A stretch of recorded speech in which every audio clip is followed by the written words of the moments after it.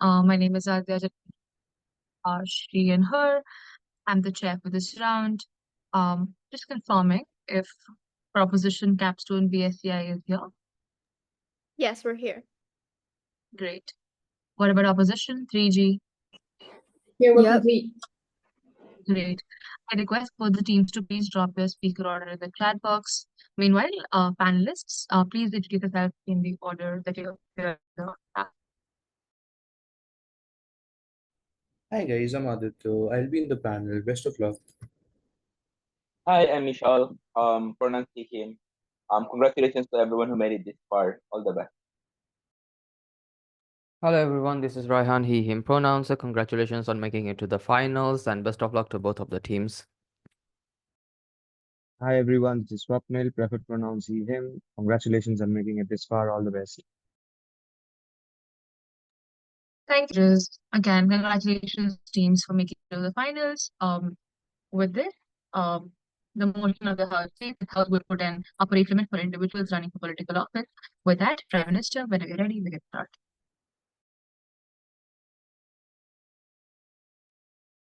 My name is Catherine, and my preferred pronouns are she, her. And I would like POIs verbally, please.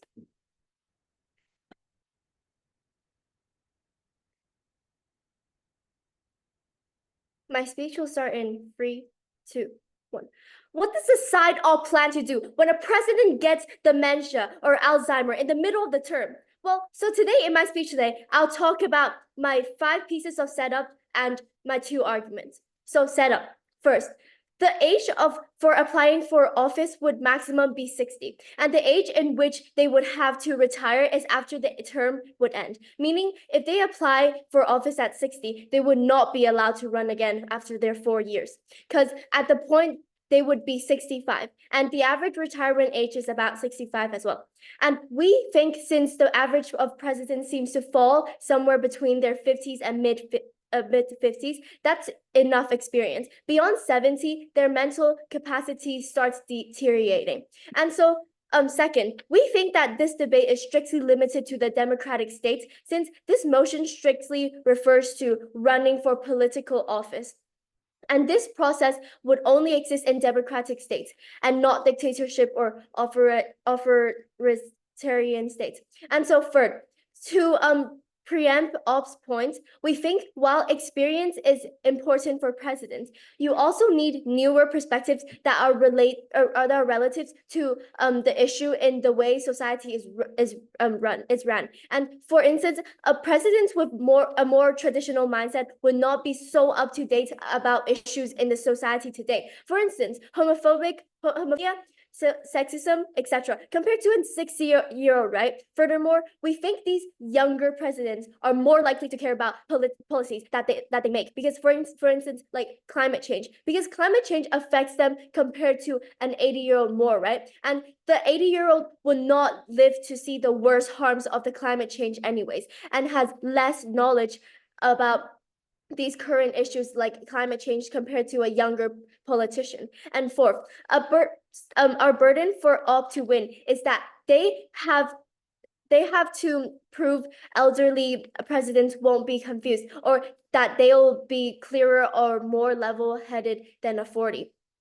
Judge, I want to make it clear that we are not arguing for like an 18-year-old president or a 30-year-old president, right? Because that's just too young. They won't have enough experience. And in the status quo, there's already an age minimum. And on prop, we think the ideal age would be somewhere around 40, like as our age limit, because with that you can have sufficient experience and sufficient knowledge about current issues.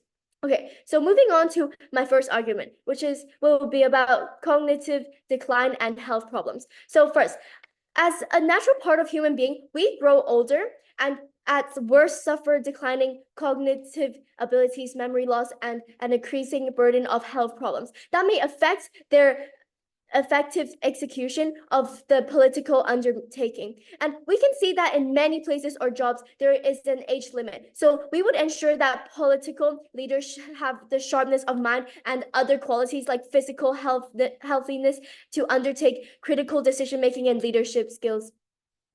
And so Joe Biden, Donald Trump, too old. Specifically, Joe Biden has been increasingly confused, unable to debate against Trump. He literally resigned. Like, this sort of prospect of an older politician becoming incapable partway through their term also makes the public ridicule them, think they can't rule properly, and undermines the rule of a nation. So we should make a policy to prevent this happening in the future. No, Judge, these are not singular examples. There have also been many past history examples. Donald Reagan, to name another, who has Alzheimer's.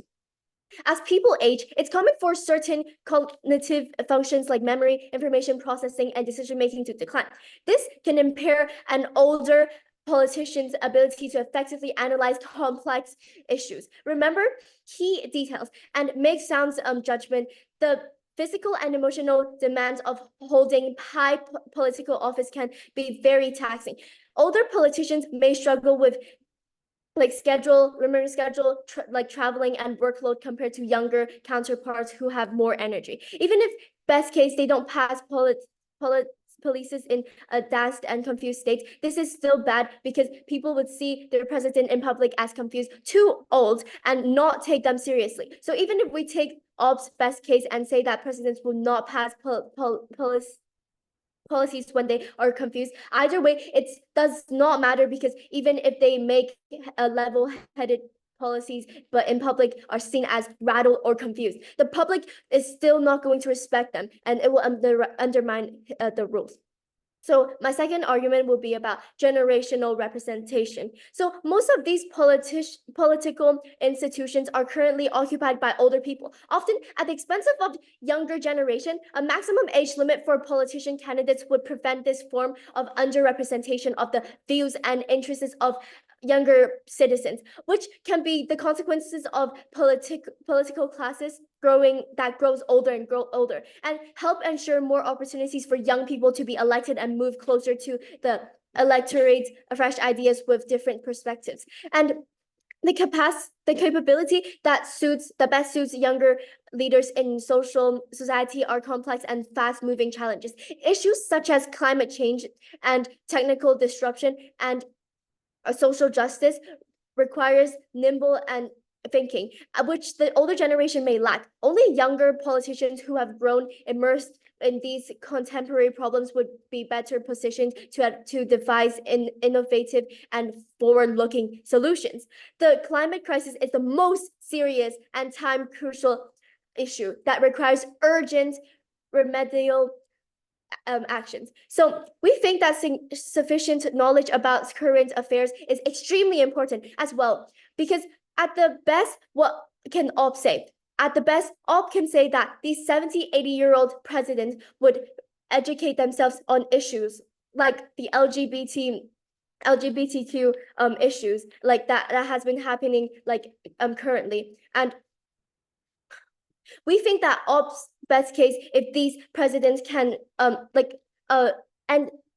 with these couple news articles and living in the current time, does not compare to the deep intrinsic values instilled in them when they were younger. For instance, when it comes to issues like gay marriage, it cannot weigh against it. Even if we take their absolute best case that presidents don't have a traditional mindset, they are still likely to care less about these issues like LGBTQ compared to a younger president who are harmed by these social injustice way more. We think that while experience is more important for presidents, you also need newer perspectives that are relative to the issue in a way society works. For instance, a president with a more traditional mindset would be set up to dates that about issues in the society today. For instance, again, homophobia, sexism compared to an 80-year-old. So no, Judge, in case Ob tries to strawman our case, we're not saying presidents won't care about climate change. We're just saying that they are going to care less on their side than compared to our side, and that it's completely unfair to the younger generation to have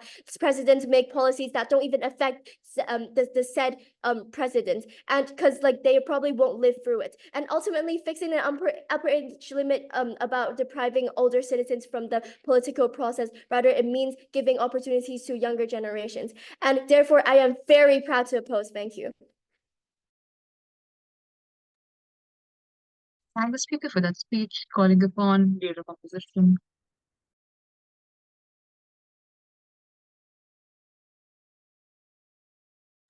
Okay, so just to ensure that am I audible and visible? And yes to both. Okay, so judges, right? So I am the leader of opposition of today's debate, and I prefer verbal POI because I cannot see the chat box. So judges ready, opponents ready. Then my time will start in 3, 2, 1. As the first speaker of the opposition, I'll firstly provide a counter model that opposes our opponent's setup, and then I'll provide our arguments to demonstrate that why our side actually negate this resolution. Firstly, moving on to a counter model. We believe that there will be health and competency assessments for all of the candidates, including like these older ones. Instead of imposing an upper age limit, we actually propose mandatory health and cognitive assessments for all candidates running for political office. And this ensures that only those who are mentally and also physically fit can hold the office regardless of their age. And it also preserves the experience and wisdom of older politicians while addressing concerns rather than their age. This model actually promotes inclusivity and also fairness, allowing the voters to make informed decisions based on transparent health reports rather than like simply their age restrictions. To ensure transparency in the health and competitive assessments, we provide 5 like mechanisms under this. Firstly, there will be independent medical panels. We will establish independent medical panels comprising non-partisan experts to conduct like assessments and therefore ensuring objectivity and also credibility. 2, there will be public disclosure of results.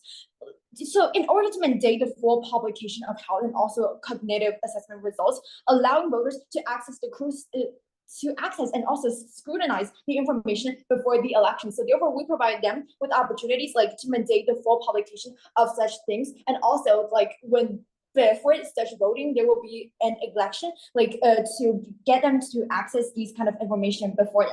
And 3, there will be regular reassessment. Implement regular assessment throughout the candidate's term, which actually results made public to ensure that the ongoing fitness for office. 4, there will be oversight by election commissions. We believe that such task national election commissions would oversee the assessment process and also enforcing transparency standards to prevent any manipulation or concealment of the results. So therefore, like such consequences like monopolization through election on the political field would never occur on our side. And now moving on to the status quo analysis. We want to say that actually what our opponents set up is not true, because the old people, they're not dominating the public, like the political field at all. Why is that? So in a current political landscape, the older individuals, they do hold significant positions of power, but this does not equate to them dominating or monopolizing the political field. So a diverse range of ages is represented across various levels of government, from local councils to like national legislatures. And there is an ongoing generational turnover as the younger politicians, they enter the arena and older ones, they retire. So our opponent has been kept saying like how on our side of the world there won't be sufficient and ideal like public runners and also the politicians, because there will be a political field that are occupied by the old people. However, the status quo now is that the old individuals, as long as they hold significant positions of power, but this cannot like let them to dominate or monopolize the political field. And there are new powers and blood that are entering the market and entering the arena while the older ones actually retire. The status quo actually reflects a balanced representation across different age groups and politics. While some senior politicians, they remain influential due to their extensive experience, the younger ones, they continue to rise through the ranks and often championing issues that resonate with newer generations. And this balance ensures that a variety of perspectives are considered in policymaking, allowing for a more comprehensive approach to governance that addresses the needs for all age groups. Our opponent has been saying that how they do like cherish such experiences, but they set up like a model for like the ideal range for running up the office is about 40 years old. We actually believe that it is not true, and it is actually unrealistic, because you have to know, Judge, like the youngest American president ever, who is like John Kennedy, he is 43 years old. So on our opponent's side, such experiences will never be cherished. However, we prove to you that the presence of older politicians does not preclude younger leaders from gaining influence. Rather, it actually provides a platform for mentorship and knowledge transfer, which is actually crucial and essential for the continuity and also stability of the political institutions.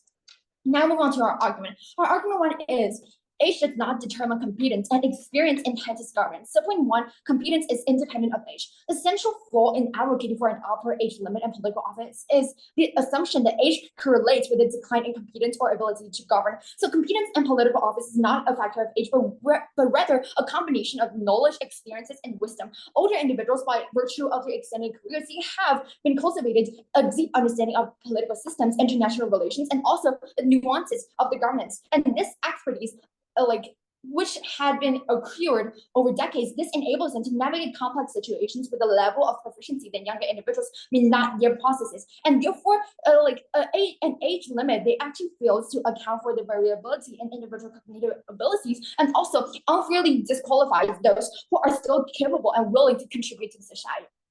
Our subpoint two is experience is a critical asset in governance. Experience is a critical factor in effective government, and it is one that typically increases with age. The older politicians, they often spend years or even decades working with the political systems, and this gives them a deep understanding of the mechanisms and also the governance. They have likely faced and navigated multiple crises and participated in significant legislative processes, and also developed relationships across the political spectrum. And this accumulated experience enables them to foster to foresee potential challenges and craft more effective policies and make informed decisions based on a wealth of historical knowledge. Furthermore, the older politicians, they often have a more balanced perspective, having witnesses the long-term consequences of various policies and also political strategies.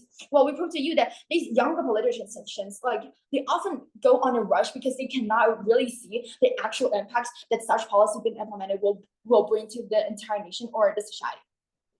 And the impact of this is that limiting age reduces the quality of leadership and governance. Why is that? Because imposing an upper age limit on political candidates would inevitably exclude many individuals who possess the competence, experience, and also wisdom needed for effective governance. And this exclusion would lead to a loss of valuable insights and a reduction in the overall quality of leadership. And also, the exclusion of older candidates could result in a less diverse pool of candidates, which could in turn lead to a narrow range of perspectives and solutions in governancing and not being able to solve the problems in the long run. Argument two is age limits perpetuate ageism and erode democratic principles. Firstly, we say that establishing an upper age limit for political office reinforces ageist stereotypes, suggesting that older individuals are inherently less capable or less valuable to society. And this is a form of discrimination that is at odds with the principles of equality and fairness. Ageism, like any other kind of discrimination, this marginalizes a segment of the population based on characteristics rather than their abilities, but also the contributions. Our point has been saying how these old people are not able to solve the problems like the environmental issues and so on. However, we prove to you that this is a kind of age discrimination, not depending on their real characteristics and their abilities and also contributions. By setting such age limit, the society sends a message that the contributions of older individuals are no longer valued or needed, and despite of their potential to offer significant insights and leadership.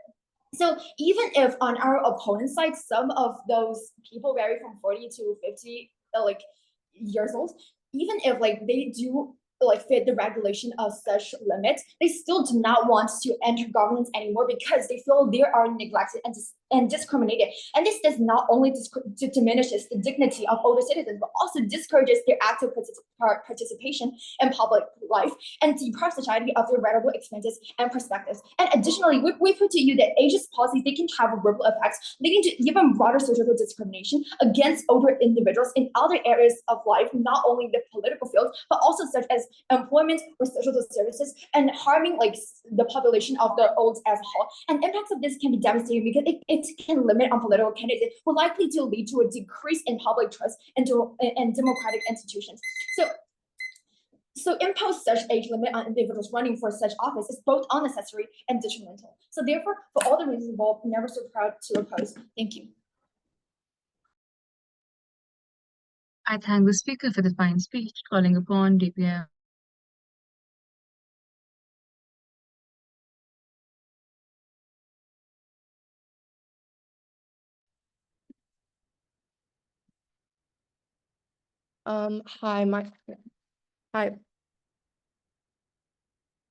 Hi, my name is Ivy, and I'm the second speaker of proposition side. My pronouns are they, them, and I would like my POIs in the chat.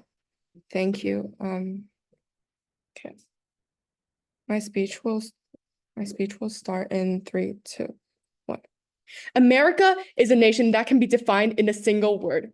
As this is a direct quote taken from Joseph Robinette Biden Jr., also famously known as Joe Biden. Judge, I believe this quote clearly demonstrates the problem that lies in the current system where literally elderly run for political office, right? So to elaborate, what is the current existing problem and why is it important, right? So for the US and most other democratic countries, which we are talking about in this debate, there has historically been an age minimum requirement for many positions ranging from president to local members of the city council, right? So however, there's oddly no maximum age limit or point of forced retirement, which is really problematic, as I pointed out before. The problem in the status quo is that the decision-making skills and critical thinking skills of these important politicians and political figures start deteriorating as they age, right? But we have so many examples of this that the opposition cannot refute that my first speaker has given. And why is this important? Setting an upper age limit for political office is important for the consolidation of the democratic institutions and responsive and innovative governance with accountability and representation of the multifarious needs and aspirations of all citizens, inclusive of younger groups that feel disenfranchised by the current status quo ensured. In this debate, our burden is to prove that this age maximum policy will benefit society and the political scene on a greater scale. So for some liberals, first of all, the opposition's counter model is making this computer assessment system mandatory for these president or like political candidates, right? So now I'll take this down. First of all, assuming that we're focusing on the older candidates, since this is what the debate is about, right? Which means like, since they are so old, their health and mental state is very fragile and uncertain. And this is a fact, right? Because these people are already old and their health can literally deteriorate any second. And assessments throughout the term, although it does help a little bit, it doesn't get rid of the fundamental problem that what if they suddenly get dementia or any other illness in the middle, right after they get elected, or in the middle of their of their term, right? Elections cost tremendous amounts of money and time, and opposition is wasting these resources because they want to. They're saying that because if they fail this computer assessment system, then they will have to re-elect a president, right? So they're wasting these resources, and they want mandatory health checks and assessments running for political office, right? And this makes no sense. And for example, Joe Biden might have been clear and level-headed when he ran, but during the term, he became more addled and confused, as we all saw, right? This is not making a personal attack on him, but just as an example, right? Because this is the clearest and most obvious example. And they want regular assessments, but what do these regular assessments look like? How regular are they? Because they did not explain this. And because if they're a year apart, because a term is 4 years, right? So how are they accurate if they're a year apart, right?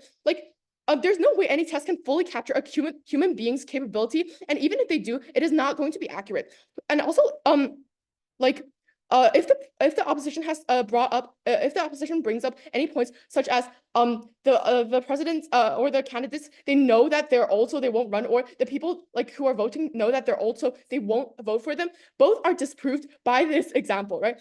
Next, on to my arguments. So in my first speaker's speech, our side has already explained that the health of these individuals running for office deteriorates the older they are, especially when they reach the age where they are technically elderly, which is 65 and above, right? And as a proposition, we hold that an upper age limit for political aspirants is not only necessary and beneficial to democratic institutions, but also more responsive and innovative leadership, right? So first of all, how does exclusively our side demonstrate that we prevent the abuse of power, which is what I'll be talking about today, right? So one of the most serious concerns is the problem of concentration of power and its probable abuse by long-serving elderly politicians, right? Certainly aging politicians resist reforms and transformational policies, and they encourage political stagnation and failure to keep pace with the rapidly changing public needs, right? And these statistics, these wide-known facts that the majority of the political scene is actually older, on the older side, actually refutes opposition's claim that most of the political scene is actually not part of the elderly. It's not that old. Additionally, if their generic capability is questioned, simple math, there's no way any test can fully if they excel at the test that opposition has brought up, right? And they're still for example, they're really they excel in the test, but they're still confused and have some sort of illness and problem in real life and behave in public for example Joe Biden did at the debate, then what does the test prove? It doesn't prove anything. And there is no test. Okay, I'll take the POI. So are you assuming that these people who engage in election, they do not have the ability like to clarify that if the one that they are voting for has these issues or not?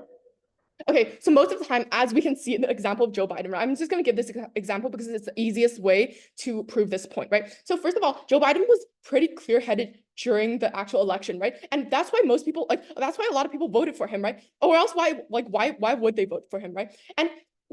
And then after he got elected, he actually started like behaving a bit like weirdly, right? So that's why like this proves our point that you can actually like get a lot of problems like after the elections actually happens and this person gets elected, right? And okay, onto my point. To expand on this age limit, it's important that it reduces this concentration of power and authority associated with these long-serving politicians and prevents them from often abusing their power. Indeed, politicians in power for several decades can get a fear of or try to avoid change, right? And therefore often easily confuse their personal interests and beliefs with those of the people. And why does this often manifest with these elderly politicians, right? Since this age limit does not exist in most and maybe all countries in the status quo, many of our high-ranking politicians and presidents are on the older side, which is true, creating an imbalance of power dynamics of ideologies. And this age limit would refresh democratic exercises by making periodic transitions in leadership possible and allowing fresh blood into political life and fresh opinions into society. And this ties into my second layer, which is that it encourages younger and more innovative leaders that are more relevant in today's society, right? So most young political candidates are more attuned to pressing modern challenges and issues, right? So climate change, racial inequality, and gender discrimination and technological disruption, right? This may be like they may be less entrenched in the status quo and more like prepared to bring bold transformation policies into place, right? This will allow for more opportunities for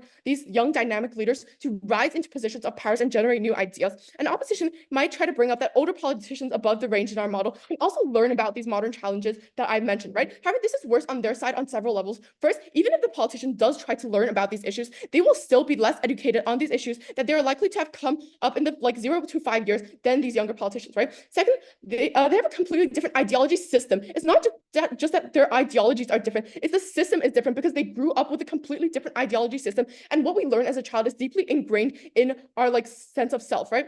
And lastly, onto my best and case scenarios. In the best case scenario, an age limit would pave the way by acting as a catalyst for generational change in leadership, right? Adding the way to a new era hallmarked by responsive and innovative governance that transforms the most pressing issues at the heart of society, right? Young politicians would come along with replenished objectives, energy, and commitment to public service. And at worst, in our scenario, this kind of transition may be bitterly opposed by deeply entrenched political elites, leading to instability and gridlock. However, we believe that the long-term advantages of such a policy outweigh the short-term difficulties that might be faced.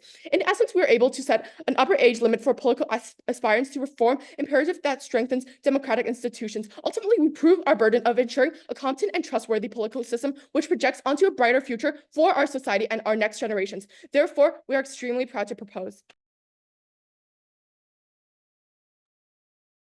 I thank the speaker for that speech, calling upon DLO.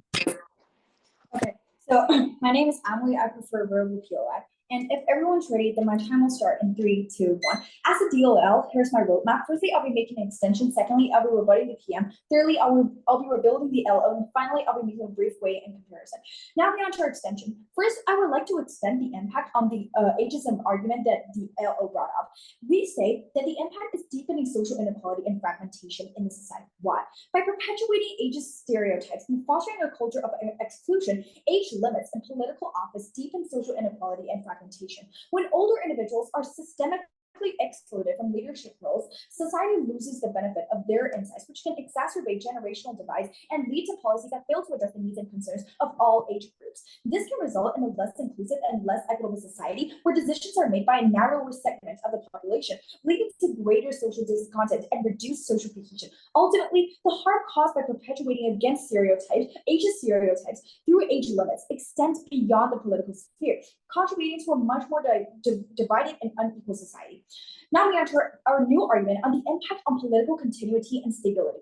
An upper age limit could lead to frequent turnover in political offices, causing disruptions in legislative processes. Experienced politicians often play key roles in negotiating and passing important legislation, utilizing their understanding of the legislative procedures and long-standing relationships with other policymakers. Removing them from office due to age would lead to a vacuum of experienced leadership, slowing down the legislative process and resulting in inefficiencies. This disruption will impact the implementation of crucial policies and hinder the effectiveness of governance. Ensuring a stable and experienced leadership base helps maintain legislative efficiency and continuity, which is essential for effective governance. Impact. The imposition of an upper age limit could undermine political stability by removing experienced leaders who provide essential institutional knowledge and contribute to legislative continuity. This disruption will lead to inefficiencies in governance and affect the successful implementation of policies. Instead of addressing the underlying issues of political stagnation or monopolization, an age limit would inadvertently create governance challenges,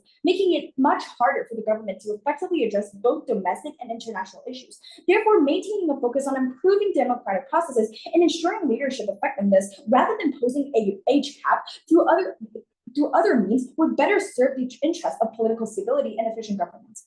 Now we on to rebuttal. Our opponent's first argument is on cognitive decline and health problems. However, our first response is that implementing age limits to address cognitive decline is flawed because cognitive decline is not solely linked to age. For instance, individuals like Joe Biden and Nancy Pelosi, both in their 80s, continue to perform their roles effectively, demonstrating that age alone is not a reliable indicator of cognitive function. Even if Joe Biden has dementia, he can still perform his duty effectively. Instead of imposing arbitrary age limits, regular cognitive assessments in our counter model provide a more accurate measure of an individual's capability to perform their duties. Our opponents totally misunderstood our counter model. They say that our counter model is not about testing a person's IQ. However, our counter model is giving a complete assessment towards a president's overall health status quo, and it can detect like their long-term diseases such as heart diseases and so on, which will be very beneficial for the whole politician world.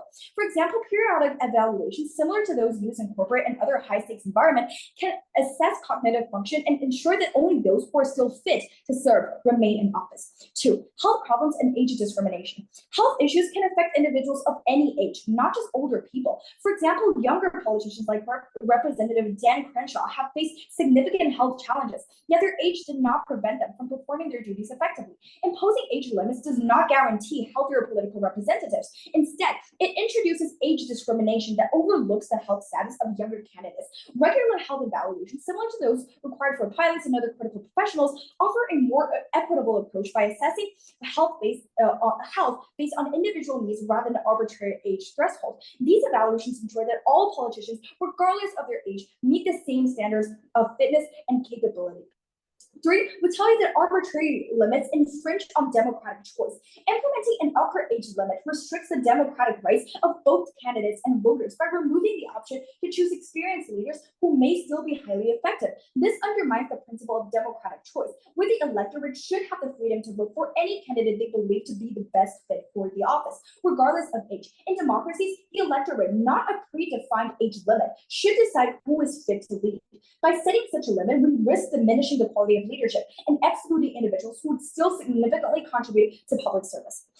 Our opponents also talked about like these old people. They will be less likely to engage in modern issues such as addressing LGBTQIA+ and climate change and so on. However, firstly, we tell you that age alone does not ensure a politician's ability to address modern issues. The current political landscape benefits from diverse perspectives, including those of older politicians who have valuable experience. However, instead of imposing age limits, we should focus on mechanisms that guarantee representation across all demographics. Implementing policies such as mandatory diversity training and setting up advisory councils with representatives from marginalized groups can ensure that political leaders, regardless of their age, are also well informed and responsive to contemporary issues, especially in an age where social media are so developed. These politicians, they definitely won't be like a person that knows nothing about modern issues. And also they also have the incentive to address these issues because the public definitely desire a consequence that is best for them. Therefore, because the politician must address the needs for the public, they definitely would care and address modern issues. Therefore, our approach ensures a more inclusive and effective political environment without unfairly excluding any age group.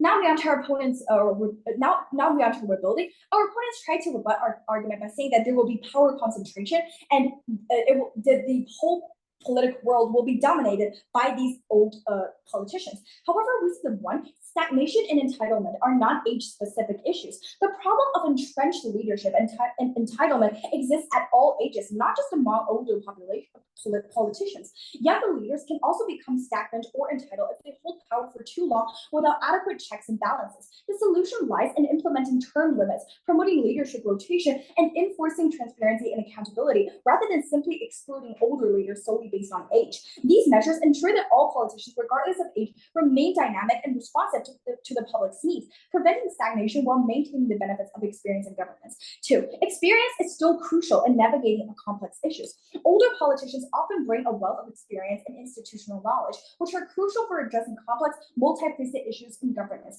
In contrast, many of the young politicians in the US right now, they're often too extreme and they often are too in a rush. They oftentimes implement a policy that they do not fully consider its consequences. Experience enables leaders to draw on past lessons, understand the historical context, and foresee the long-term consequences of policies.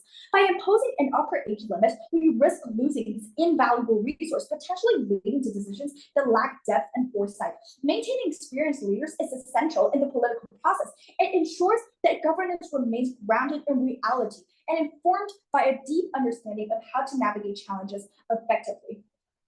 Therefore, Judge, we prove to you that our opponent's argument doesn't really stand, since we prove to you that experience is necessary and also cognitive and health problems can be solved using our side's, the opposition side's counter model of health and mental health and physical health assessments. Therefore, since the problems our opponents propose still doesn't remain, please vote for our team. Thank you.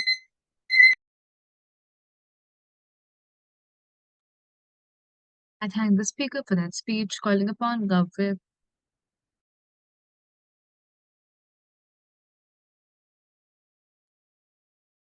Hi, can I just get a confirmation of whether I'm both visible and audible? Yes, you are. Okay, thank you so much. So she, her pronouns, and then POI is strictly verbal because I won't look in the chat. Okay, my speech will begin on my first word in 3, 2, 1. Joe Biden performs effectively. This is a direct quote from opposition's second speaker. Judge, let me take this time to educate them, okay? Joe Biden did not stand a chance in the debate against Donald Trump. He lost a huge amount of supporters because of it, because he seemed so adult and confused in public, and he resigned because of it. He cannot simply perform effectively because he literally resigned. His followers turned against him. A few crucial technical flaws they make. Number one, we're very unclear as to what this test actually looks like, because their first speaker seems to hint that it'll be about cognitive ability, and then their second speaker comes along and says, without FIA, by the way, that because OP doesn't have that, about how this test will be able to detect whether they have heart attacks. Judge, in status quo, we're nowhere near to that technology. That's very unrealistic. And even if you're able to detect whether they have heart attacks, why does that govern whether they're able to rule a nation or not? It really doesn't. How often is this test, right? Is it once a year? Because if so, in between, a person's mental state can change a lot. And what does the test even test? Does it test how fast your heart beats? Does it test how capable you are mentally? We're very unclear what this looks like. And what happens if a person excels in this test, but in public behaves like Joe Biden did at the debate? Our second speaker mentioned this. He never brought this back up. What would happen if the test doesn't reflect a person's actual capability? Especially because we're so unclear as to what this test actually looks like. Or what if they fail this cognitive test or this heart attack test, whatever it's meant to be, but just because they're bad at those type of tests, but in public are completely clear-headed? Because we're so unclear what this test looks like we don't even know whether it's effective, how often it is, what it looks like, or whether it can actually determine a president's capability to rule a nation or a politician's ability to rule a nation. Therefore, I feel their entire case is dependent on this very two-liner setup that they keep having to clear up again and again, contradict again and again as each speaker comes up to speak, and we feel it's very unclear. Then thirdly, they tell you they don't engage with our point that we don't have knowledge about social current issues, or that they're less knowledgeable about social issues, for example, sexism or LGBTQ, because they say that they will educate themselves on these issues, when our first speaker literally preempted word for word that we think sufficient knowledge about current affairs is extremely important, because at best, I can say that these 70, 80-year-olds will educate themselves, right? We completely preempted this correctly. But we We told you we thought that like it doesn't matter because reading a couple news articles or living in current time does not compare to the deep intrinsic values they're taught as a child. For instance, when it comes to issues like gay marriage, if they're taught as a child that that's wrong, just because society deems it correct today, doesn't mean they're still internally conflicted, right? It cannot weigh against it. Even if we take their absolute best case that presidents do not have a traditional mindset, are all for gay marriage, they're still likely to care less about those issues than current younger presidents or middle-aged presidents, right? Thirdly, they never engage with our point about how they would care less about issues like climate change because it's not affecting. We get no elaboration on this point whatsoever. And this is the major point, we feel like it still stands. Now, moving on to the first clash about current social issues. UP claims they want experience on their side of the house. We claim we do too, because we tell you experience is important. But why did the experience of a 50 or 60-year-old compare that differently to a 70, 80-year-old, right? Like, why is a 60-year-old so intrinsically unexperienced? We never get this clear framework. We told you our age limit is 60. There's no rotations whatsoever. They say, oh, you know, the youngest president was JFK. Like, but this point falls on our side, right? JFK was like somewhere between his 40s to 50s. I forget like the number exactly. But he was not an inexperienced. He was qualified in being a leader. This example falls on our side of the house. So I'd like to take this time to thank their first speaker for bringing it up. Then we literally preempted in setup that we still want experience. We're not arguing for like 18-year-old or 20, 30-year-old presidents, right? Because that's just too young. There's no experience. And in status quo, there's already an age minimum. And I'll probably think the ideal age will be somewhere between 40 to our age limit. Our first speaker said this word for word. Because with that, you get sufficient experience and sufficient knowledge with current issues. Because we say, well, experience is important. Why should that weigh over tests that don't reflect like a human's full capacity? And especially because we got no mechanization what it looks like. Their case is contingent on a whole field setup. Also, that experience, by definition, experience is for the past, right? If you have the experience of growing up in an anti-gay community, why then is that experience applicable in today's society? They then randomly throw in that we are ageist. No, we're not, Judge. We literally said like we would allow 60-year-olds to run. How are we ageist, right? We just don't want an adult president, like 90 years old, coming up to run for president, being president, who relies on an unstable test that we still don't know what exactly looks like. And why then does ageism weigh over putting the government of a nation to be undermined and ridiculed at the risk of like people being affected by bad policies? Even if we assume and not concede that we are ageist to some extent, why does that weigh over like the people of the nation suffering because of bad policies, the nation being like never respected ever again because they're so undermined, and even undermined by other countries and ridiculed, right? We get no weighing or elaboration whatsoever. Therefore, they're actually the ageist ones in this debate, right? Because of the fact that elderly people dominate politics nowadays. They cannot argue against fact because this is simply true in status quo. For example, Donald Trump, Joe Biden, two examples out of many, like many. So most of the political institutions are currently occupied by older people, right? Often at the expense of younger generations. And therefore, a maximum age limit for political candidates will prevent this sort of underrepresentation as well. Then we tell you it's just like climate change, technology disruption, and such just require nimble and adaptive thinking, which the older generation simply don't lack. And even if they do have like a mindset that's more aware of current social issues, that's still bad because they're still gonna care about it less than like a person who's like lived in society, has experienced it firsthand, who has never experienced that anti-gay like community society aspect that you had with the 80-year-old presidents and how they grew up, right? It simply cannot weigh against it, even if we take their best case, as we mentioned. Because again, while we think experience is important for presidents, you also need new perspectives. Experience is for the past. We need issues relevant to like issues in the way societies run today. For instance, a president with a more traditional mindset would not be so up to date about issues in society today, even if they educated themselves on it. They're likely to be conflicted because like, oh, my mother taught me that gay marriage is wrong, but now society telling me that's correct. What should I believe? And even if they do believe the society's current standpoint, they're less likely to care about it. Again, I want to make it clear to us, we didn't say presidents won't care about issues like climate change or about like sexism. We're saying that it's just they have to care a little bit less on their side compared to ours, and that is intrinsically unfair for the younger generation to have a president making policies that don't even affect them. For example, climate change. A 90-year-old is not going to live to see the peak dangers of climate change. Therefore, it doesn't affect them. That we still get this point largely unrefuted. I'll take a POI now before I move on.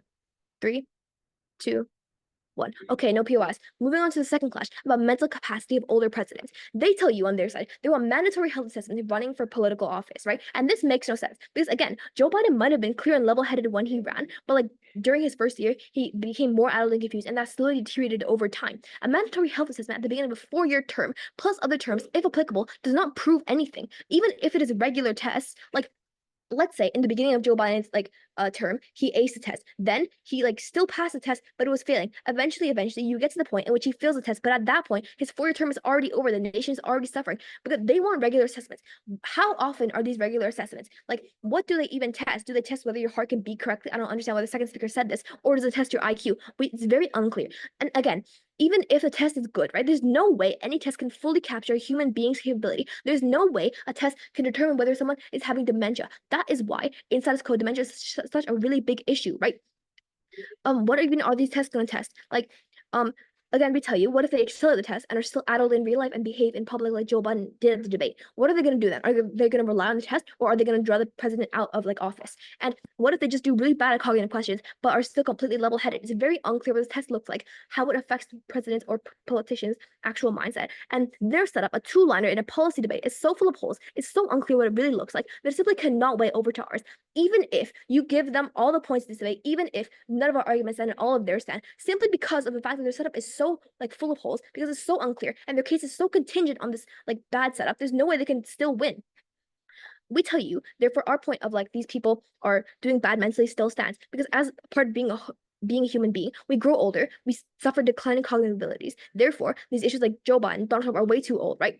We tell you, as people, it's common like for these certain functions like to decrease over time. Therefore, it's better to just like provide a strict, clear, tangible mechanism of doing an age cutoff rather than a fluffy test that we don't even know what it looks like or whether it works or not. Therefore, both side prop. Thank you. And speaker for that speech, calling upon of whip. Okay, so am I audible? Yep. Yeah, I can't open like camera because of internet issues here at my home. Sorry. Okay, verbal PIs, please, if you have any. And if everyone's ready, a sec. If everyone's ready, my time starts in 3, 2, 1. Look, panel, for our opponents to say that our model was simply a two-liner just shows that they never listened to what our first speaker had said when their model was actually have 4 points inside of it. Only the 4 points are mechanism, and there's still other thing as well. It just shows they didn't listen to our case and keep on strong-manning what our counter model really is and what our case really is, which isn't totally dependent on our counter model, while our counter model still stands. So at the beginning of my speech, before I move into clashes, I'll first want to clarify our counter model for you, which is already clarified. I'll just read it off what our first speaker said and what our opponents have been keep on misunderstanding. What our first speaker meant was that there will be health assessments for all these candidates to ensure they aren't mentally delirious, to ensure they don't have like cancer and whatnot, to that actually actively prevent them from ever taking on a normal job at all. We want to prevent them from having any of those issues. And if there's long-term diseases that actually might like break off in the middle of their term, this test will also know. We take this test before they ever go to become a candidate in the first place. So if they have long-term illnesses that actually make them make their mental state extremely unstable, they won't ever get into the election at all, because we all know that most likely they're not going to be a good candidate. So that essentially is what we are suggesting. We suggest that these kinds of individuals who are extremely mentally deteriorating won't actually come up on our side with our counter model, with this original status quo. Okay, so then our case isn't totally dependent upon our counter model. Our arguments are actually independent. I also prove one through these two different clashes. The first clash about the capabilities of these candidates and the impacts of these capabilities, and second clash on the value level and about society in general, about this country. Okay, so the first class about the capabilities of the candidate. What the proposition side is most point was talking about how these old people, they can't really catch up, they can't really adapt with the changing ideals and the new goals that the country needs to set, like climate change and these big social issues. And then they might have health problems and mental problems that significantly affect their decisions, which is going to be bad. So our main rebuttal is that these old people are essentially, the problem doesn't actually exist that much is because the electorate itself is actually young, and that is enough. So the electorate actually wants these old politicians to make decisions that benefit the electorate, which is actually young, and most likely this is all of those people in society, which is generally young. So that is actually enough. Their new ideas are enough, and we can combine the new ideas of the electorate willing to try to like push these politicians to make those new decisions, combine that of the experience old people have, and that's the best thing ever. So and another thing that's bad with the young people making these too much young people surging inside is that they likely turn to radicalism much more likely for them to turn radical on the side of being too new and opposing and proposing and rushing into new kind of decisions. It's much more likely for them to do that than for old people to stay like slightly older people to stay extremely conservative and not trying to think of developing any new idea at all. Why? Because young people are more likely to be influenced by new ideas much more and influenced in a way that isn't bad. And even debaters like us, who we believe we are totally rational, and that even if people like us, they can also be subjected to this kind of radical thinking. Just like I remember I have a debate partner who like lived in America once and was over radical, I believe, about LGBTQ rights. I believe they do have rights, but she was over radical about it. Like debaters can also subjected to this kind of problem. That's true. So some people are more likely to be much more radical and rushing into decisions, and the experience that the old people, as we have experienced, as we have emphasized so long, is actually needed because they know of these problems that are going through as a country itself. They are experienced with how the country works. In this case, they actually can make better decisions, or occasionally, even if they can make better decisions, at least they're able to combine their ideas, their experience with the new ideas of the electorate to make a better decision. And then lastly, as we said, we have a countermodel to ensure that these people don't actually aren't really mentally delirious. We know that, and medical professionals actually easily know that you're experiencing mental issues and you're not thinking well, right? So essentially, these people won't ever get to have a chance to get into the election at all. And if they're really truly mentally delirious, the electorate can easily see that. And then to combat this problem about what proposition has given us about these people mentally deteriorating in the middle of their terms, right? Mentally deteriorating in the middle of their terms also actually happens pretty much on the proposition side, because proposition side doesn't know whether that will happen as well. Well, like and according to proposition side's model, if somebody is like 60-year-old exact got into the election and became like president, let's say for example, and started mentally deteriorating in the middle of this term, proposition side can't know either. Well, we may have some possible warnings of that mental deterioration with our new tests.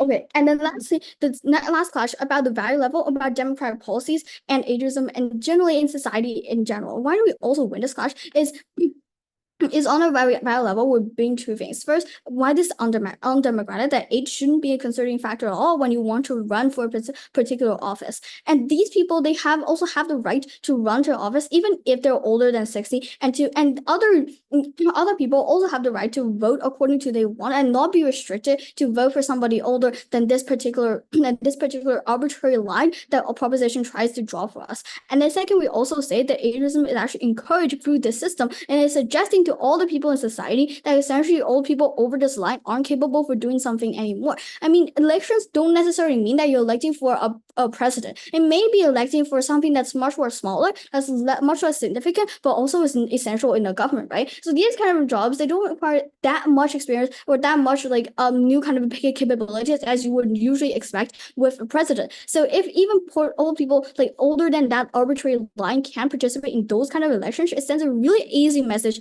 to the public that old people simply can't do all these kind of jobs. This ageism is encouraged through this particular through this particular policy. And the other side has said as response to this that right now there's like a concentration of power in the old, and they tend to stick with the same thing, and the current status quo is like too old people, and so we need fresh opinions to come in to solve this power imbalances. So we have said, as our second speaker said, power imbalances don't have especially anything to do with being old or young. Power imbalances can also be there for young people, right? Like young people are appealing to the new ideas of other young electorates, other young voters, and then stay in office for a very long time until they reach that particular limit. That is also happening that also can happen on proposition side, and the new fresh opinions already exist in the status quo with the new electorate that is young. Moving on to one last thing generally about the decisions and the impacts of these decisions these people can actually make and what is good for society. Well, this is where both sides' biggest impact ever came up. So our side's impact was basically their impact, because we can also make the same decisions. The other side says that we need to care about things like climate change. We want to say first, people will always care about climate change, even though the young people are slightly more new with their ideas. The new ideas may actually be too radical or too unconsidered that's to ever work or be good for this for society in general. So these new policies about climate change and economy in general can also be drawn up by experienced old politicians or slightly older politicians. So in this case, this is also their impact. And our impact has additional one is caring for these old people because they traditionally actually the normal people, the old voters that actually fall out, they lack access to social media and new kinds of technology. So that they also need help and representation, equal kind of representation. So everybody should have an equal chance and ages should not be considered at all. For all the reasons, please vote for opposition side. Thank you. Thank the speaker for that speech, calling upon of reply. Okay, so judges ready, opponents ready, then my reply speech time will start in 3, 2, 1. Today's debate mainly boils down to 3 main clashes, and I'll explain why the opposition side is actually able to win over them one by one. Clash 1 is age limits versus health and cognitive assessments. The first major clash is whether the age limits are necessary or if a more individualized approach, such as health and cognitive assessments, will be more appropriate. Our opponent argues that age limits are essential to prevent older politicians from holding office when they may be experiencing cognitive decline or health problems. However, we have already demonstrated that age limits are a blunt instrument and unfairly discriminate based on age rather than assessing candidates on their actual ability to perform the duties of the office. Our alternative, which is a health and cognitive assessment for all candidates, addresses the core concern without resorting to age-based discriminations. And this approach ensures that only those fit to serve are elected, regardless of their age. Our worst-case scenario, where a candidate passed the assessment but may have some health issues in the future, is still better than the pro's best-case scenario, where capable and experienced individuals are excluded due to their age, but not because of their political ability and also their ability to government. And our second class is on political field and power concentration. The pro claims that the political field is occupied by older individuals and leading to lack of attention to modern issues like environmental and social challenges. They argue that an age limit is necessary to prevent such concentration among older politicians who may be out of touch. However, we have already effectively countered this by showing that running for political office does not necessarily mean that these individuals will gather massive political power. Many positions in politics, especially as the local or regional level, they do not have the kind of influence that would lead to the pro scenario. Moreover, the concept we have already emphasized that the real issue is not the age, but the ability of politicians to address the needs of their issues. So excluding older politicians based on age alone could result in losing valuable experiences and insight. Our worst case scenario, where an older politician, they may not be as focused on certain issues, is still better on their best case scenario, where younger candidates lack the experience needed to navigate complex political landscapes. Our second clash is the impact of age limits on society. I believe that the process has downplayed the social consequences. They focus on the benefits of ensuring younger leadership. However, we have already highlighted that age limits reinforce harmful ageist stereotypes that could lead to the marginalization of older individuals in society. This would not only be unfair, but could also undermine social cohesion by creating unnecessary divisions between generations. By advocating for health and cognitive assessments, we actually propose a solution that avoids these negative social impacts while still addressing concerns about a candidate's fitness for office. Our worst case scenario, where an older candidate that passes the assessment but faces social scrutiny, is still better on their best case scenario when the age limits contribute to social division and also loss of vulnerable contributions from older individuals. So in every clash, our worst case scenario is still better than theirs. We have shown that our approach of health and cognitive assessment is more effective, fewer, and less socially diverting than the pro's blanket age limits. And for all these reasons, we actually prevailed in today's debate. And now moving on to the final impact way. One, we want to talk about fairness and non-discrimination. Our approach of using health and cognitive assessment ensures that candidates are evaluated based on their actual abilities. And this method is inherently fair and non-discriminatory as it respects individual differences and capabilities of each candidate. On the other hand, our opponent limit imposes a blanket restriction that unfairly excludes individuals based solely on their age. We win on fairness because our approach upholds the principle of equal opportunity and ensure that no one is unjustly excluded from the political process. Two, it is about diversity and representation. We believe that age diversity in politics is crucial for ensuring that the perspectives and needs for all age groups are represented. So we win on representation because our approach maintains a broader and more inclusive political field by preserve this diversity by allowing older candidates to participate if they are still able to to fit. 3, it is on social impact and cohesion. We had already emphasized the negative social impacts of age limits, particularly in reinforcing harmful ages stereotype and contributing to the marginalization of older individuals. They feel like they feel to address how this exacerbation will not happen. And we went on social impact because our approach avoids these diverse consequences and actually promotes a more inclusive and respectful society. So therefore, for all the reasons we'll never so proud to oppose. Thank you. The speaker for that speech for wrapping up the case for side opposition, calling upon Dr. Peck to do the same for Gov.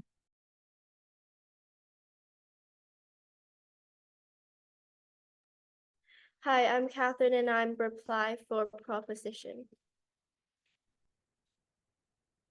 My speech will start in 3, 2, 1. Strategically, we already won this debate because the benefits of our model are more significant to the society and the political world compared to the ops model. It's very unclear whether ops stance is physical or mental health. We feel they're getting confused by their own setup too. Just really quick before the reply, some technical flaws they made in WHIP. They give large 75 of their model in WHIP, which cannot be credited. A 17-year-old running for president, judge, there's no way they're bringing this up. There's already a minimum age for running, and it's well over 17. And a 17-year-old with dementia much less likely than a 90-year-old with one. Their WHIP makes a huge flaw, like a giant flaw. They say experience is not that important for smaller political roles. Also, how is experience not important? It's literally the huge part of the first argument. The way they're taking down their own argument for us is so funny. They try to refocus to politicians instead of presidents. It doesn't matter. Like if politicians or presidents, either way, like you need a lot of experience to be a politician, and it will undermine the rule of your nation or your state either way. If you have an added politician, like it makes no difference. Moving on. So even if we take the new WHIP framing that the test can detect cancer or heart attack, which is not possible, it can detect a risk of these illnesses. How is that cancer related to dementia or declining mental capacity of a president? It's not about physical health. It's always about mental capacity. Only WHIP comes in and tell us how often this test is. What test, by the way, which by the way does not stand, because if it detects physical health, how does that differ from a doctor checkup? And why does a president having a risk of heart attack make them not able to rule a state? If we're ageist, they're ableist. Again, what if they fail the test because they are just bad at all those types of tests, but they're clear-headed? And if they have a risk of cancer, why can't they just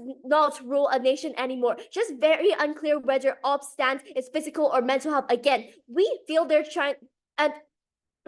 they're getting like confused by their own setup again. Many illnesses are sudden and undetectable, and unless you map out each one of their genomes, which will cost millions and trillions over time. Opposition side has also stated that we also don't like if the candidates in our range will suddenly get an illness and be able to function properly. However, the fundamental logic is that it's much higher chance for these candidates who are literally considering elderly to develop them. Opposition pointing out that a rebuttal is meaningless. Everyone has a chance of getting a stroke, heart attack at any given moment. We have already explained age catalyst meaning a much higher chance, which is why this motion ever existed. And this is no engagement with politicians don't have like knowledge about, or like are less knowledgeable about society's like issues like sexism and LGBTQ, or that their childhood principles and society now are different. They say that they will educate themselves on these issues. We told you word for word, even best case, if these presidents can educate themselves, it doesn't matter, because reading a couple newsletters and living in the current time does not compare to a deep intrinsic value instilled with them when they were younger. In the status quo, for example, Joe Biden voted for overturning Roe v. Wade. Abortion being illegal was a very old belief, and younger generations support having the right to choose what happens to their body, which is a principle of autonomy. This example is very unclear. It's very clear in demonstrating that although those political figures in power have incentive to cater to the younger generation's opinions and be elected. Ultimately, our system was proved over and over that it is more beneficial and effective to the society and political world, which ops model and system has multiple flaws and downsides to both societies and the political world. Therefore, I have never been so proud to propose. Thank you. Thank the speaker for that speech. Or also invite all the judges to move to breakout room 10 for deliberation. Thank you, everyone. Invite all the teams for a virtual crossover. Yeah, which breakout room? Room 10. 10. Okay.